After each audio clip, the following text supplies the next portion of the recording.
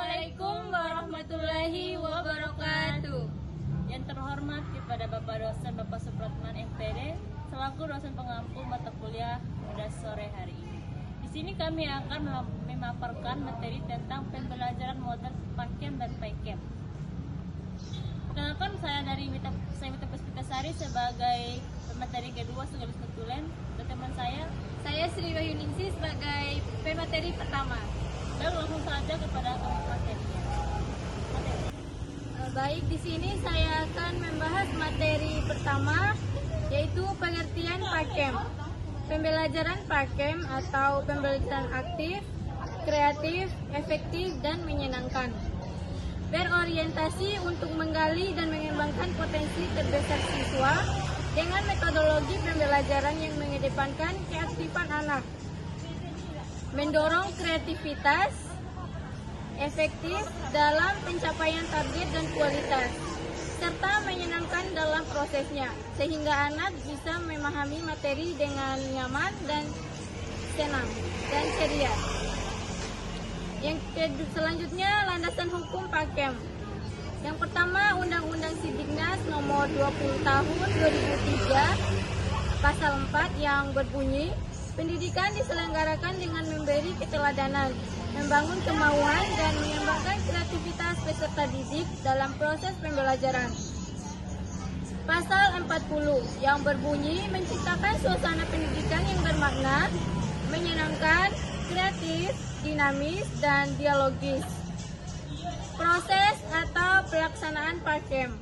Ada beberapa hal yang harus diperhatikan dalam pelaksanaan PAKEM, yaitu yang pertama, memberikan sifat yang dimiliki anak. Pada dasarnya, anak memiliki sifat rasa ingin tahu dan berimajinasi dan berkembang menjadi sikap berpikir kritis dan kreatif. Yang kedua, mengenal anak secara perseorangan. Perbedaan individual pada siswa yang berasal dari lingkungan keluarga yang bervariasi dan memiliki kemampuan yang berbeda, dan kemampuan anak yang lebih dapat dimanfaatkan untuk membantu teman yang lemah. Dengan mengenal kemampuan siswa, kita dapat membantunya, sehingga hasil yang diharapkan anak itu bisa belajar secara optimal. Yang ketiga, memanfaatkan perilaku anak dalam pengorganisasian belajar. Sifat alami anak akan bermain secara berpasangan dan berkelompok dapat dimanfaatkan dalam pengorganisasian belajar dalam melakukan tugas atau membahas sesuatu. Yang keempat, mengembangkan kemampuan berpikir kritis, kreatif, dan kemampuan memecahkan masalah. Bersikap kritis untuk menganalisis masalah dan kreatif untuk melahirkan alternatif pemecahan masalah. Kedua jenis berpikir tersebut berasal dari rasa ingin tahu dan imajinasi, dan tugas guru adalah mengembangkannya. Yang kelima, mengembangkan ruang kelas sebagai lingkungan belajar yang menarik. Hasil pekerjaan siswa sebaiknya dipajang untuk memenuhi ruang kelas. Diharapkan dapat memotivasi siswa untuk bekerja lebih baik dan menimbulkan inspirasi bagi siswa yang lainnya. Yang keenam, memanfaatkan lingkungan sebagai sumber belajar lingkungan atau fisik, sosial, atau budaya. Merupakan sumber yang sangat kaya untuk bahan belajar anak. Lingkungan dapat berperan sebagai media pembelajaran. Yang terakhir, memberikan umpan balik yang baik untuk meningkatkan kegiatan belajar. Umpan balik yang diberikan guru ke siswa hendaknya lebih mengungkapkan kekuatan daripada kelemahan siswa. Selain itu, cara memberikan umpan balik pun harus secara santun, agar siswa lebih percaya diri dalam menghadapi tugas-tugas belajar selanjutnya. Mungkin itu saja yang bisa saya paparkan. Selanjutnya saya kembalikan ke moderator. Baik, terima kasih kepada pemateri pertama. Selanjutnya saya akan melanjutkan pemateri kedua, yaitu pengertian model pembelajaran PAKEM. PAKEM merupakan singkatan dari pembelajaran aktif, inovatif, kreatif, efektif, dan menyenangkan. PAKEM dapat didefinisikan sebagai pendekatan mengajar atau approach teaching yang digunakan bersama metode tertentu, dan pembagian media pembelajaran dan disertai penekanan lingkungan sedemikian rupa agar proses pembelajaran menjadi aktif, inovatif, kreatif, efektif, dan menyenangkan. Penjabaran singkat, pembelajaran aktif, inovatif, kreatif, dan menyenangkan. 1. Pembelajaran aktif. Artinya bahwa proses pembelajaran guru harus menciptakan suasana sedemikian rupa sehingga siswa dapat bertanya, mengungkapkan gagasannya. Yang kedua, inovatif.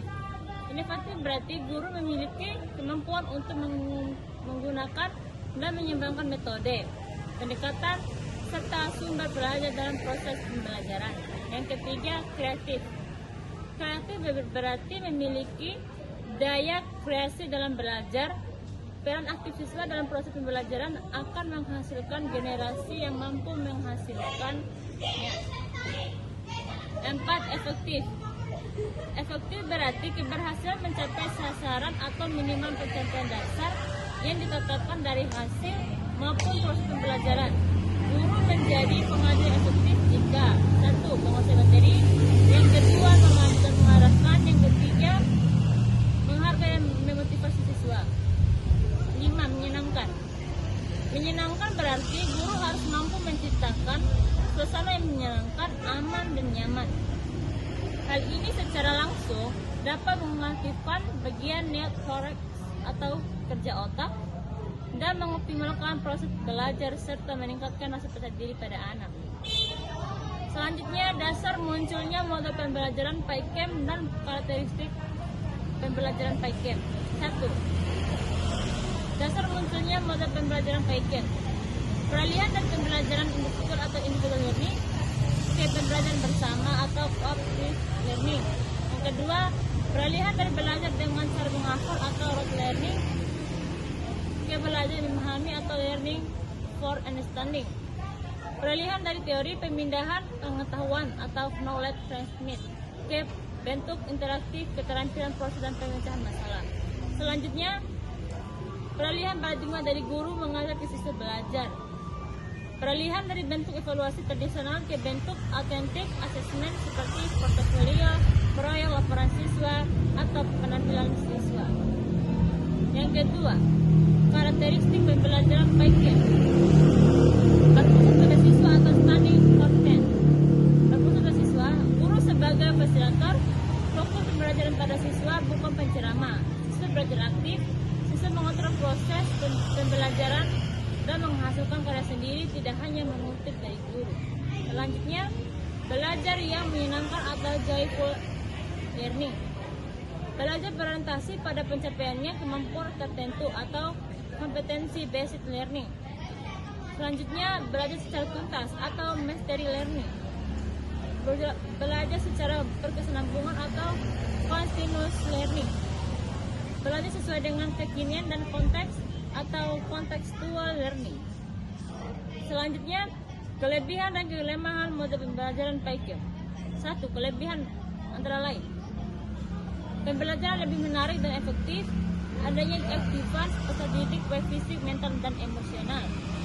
Selanjutnya, adanya interaksi guru dan murid. Pembelajaran lebih variatif atau tidak membosankan. Kelemahannya adalah guru harus bekerja ekstra dalam menerapkan pembelajaran ini. Guru harus mampu menciptakan kelas yang kondusif. Guru tidak memiliki daya kreasi yang tinggi tidak akan mampu melakukan metode pembelajaran PAIKM. Begitu saja yang bisa saya sampaikan. Dari metode pembelajaran PAIKM dan PAIKM adalah: PAIKM adalah salah satu pendekatan yang memungkinkan peserta didik mengajarkan kegiatan beragam untuk mengembangkan keterampilan, sifat, dan pemahamannya dengan penekanan belajar stabil bekerja. Sementara guru menggunakan berbagai sumber dan alat bantu belajar, termasuk pemanfaatan lingkungan supaya pembelajaran lebih menarik, menyenangkan, dan efektif. PAIKM adalah suatu metode pembelajaran yang menuntut peserta didik untuk aktif, inovatif, kreatif, dan menyenangkan, sehingga proses pembelajaran tidak jenuh dan menciptakan pembelajaran variatif yang tertentunya bertujuan untuk mencetak generasi milenial yang bagus. Begitu saja biasa kami sampaikan. Wassalamualaikum warahmatullahi wabarakatuh.